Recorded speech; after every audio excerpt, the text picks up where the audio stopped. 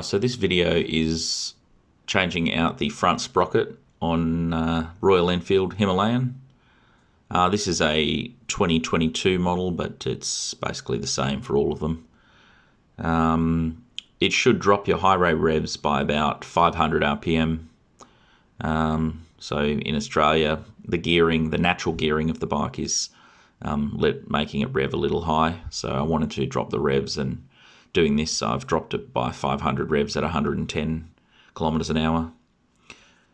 So you want to get the bike up on the double stand and have plenty of room on the left-hand side of the bike. You'll need an 8mm socket. That's to undo the sprocket housing, the front sprocket housing. So you can see in the picture there's a bolt at the bottom and a bolt at the top. It's up to you if you use a rattle gun, but I like to use a hand ratchet. Particularly when putting the bolts back in, it's quite easy to strip the bolt holes because it's just alloy.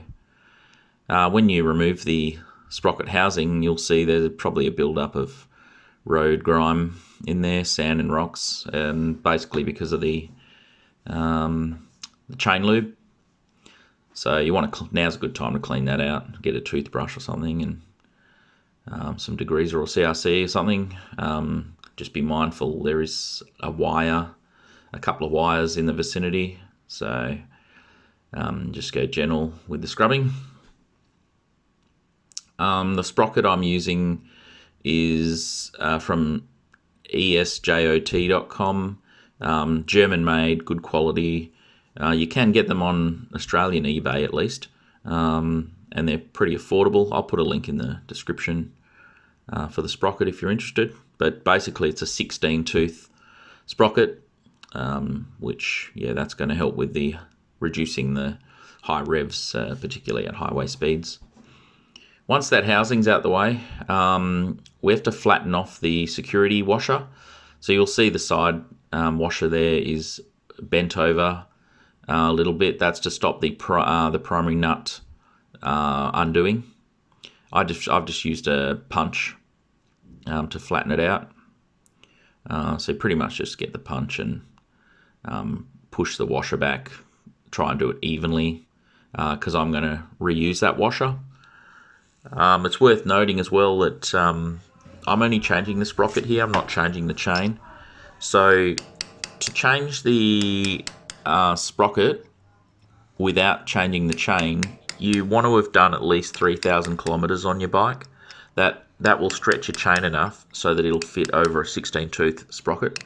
If you haven't done 3,000 Ks, you either need to ride more, or you need to purchase the kit that's got the sprocket and the chain that's got the extra links.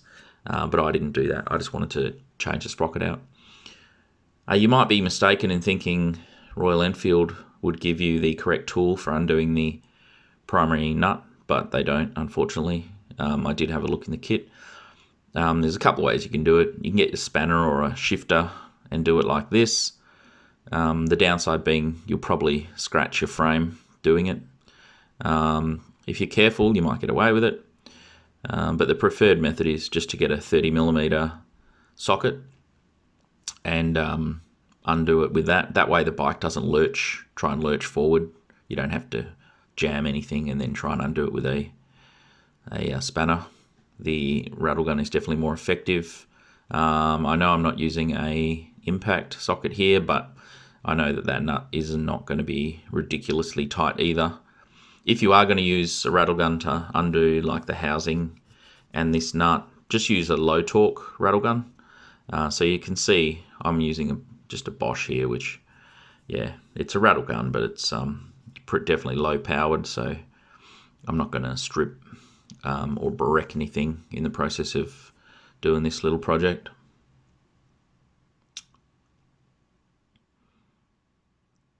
So that's the primary nut removed. Pretty much just store that somewhere safe, and then we're going to remove the washer that was behind it as well.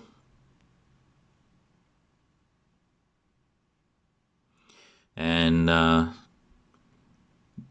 interestingly enough, you can see the splines are pretty chunky on the primary, which is a good thing. I've worked on other bikes and definitely stripped splines and things like that doing projects. So yeah, it's quite good to see a chunky pattern on the front shaft.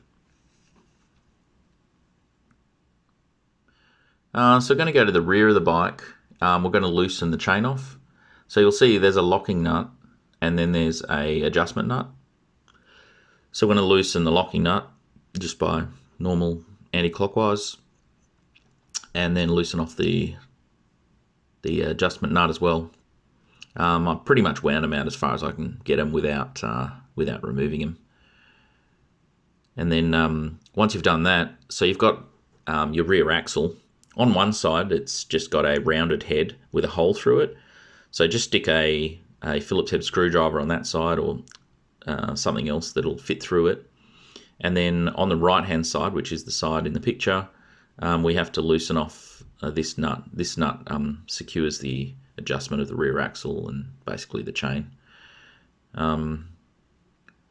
So looks like that's I can't quite remember, I think it's a 24mm nut. So you're going to want to loosen that off, and that's the rounded head I was talking about. You just need to, sometimes you can just hold it by hand, but it has got a hole through it, so you can put a screwdriver in there while you're loosening off the other side so it doesn't spin. And then you want to move that shaft all the way forward like that. That way we've got the most play with the chain. The chain will be loosened off the most, which is particularly important if we are not changing the chain out for one with more links.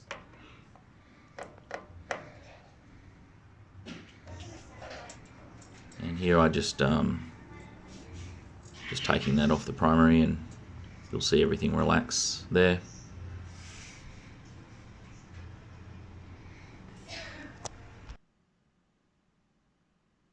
So you'll see here the original one's on the right, and the one that we're going to install is on the left.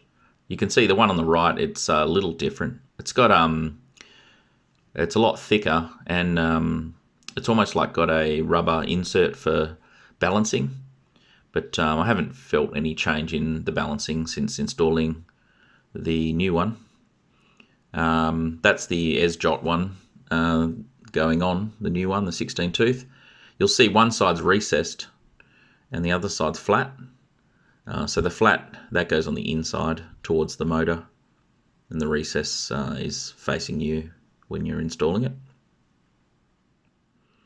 I find it easiest just to slip the chain onto the sprocket first instead of trying to battle the chain. So yeah, just slip that chain onto there. The positioning doesn't matter too much because we're going to readjust the chain anyway once it's in place. So I've just used the punch just to I guess help pull the sprocket onto the splines, because it is a little bit tight, particularly if you haven't done that like sort of minimum 3,000 kilometers. But it does go on. And yeah, I just put a very thin layer of grease there on the primary, and then I've just slipped that new sprocket straight on.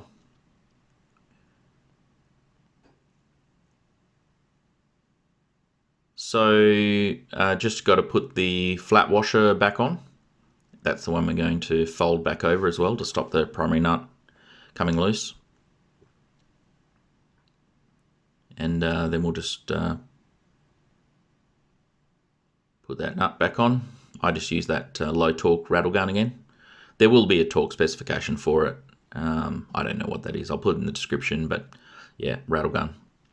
And just fold that washer back over so that it's contacting one of the flat sides of the primary nut there. That way it won't undo, which some primary nuts have a tendency to undo as you downshift and things like that when you're riding. And then I'm pretty much putting the housing back on. So that's the 8mm socket again, top and bottom. You put a little bit of Loctite.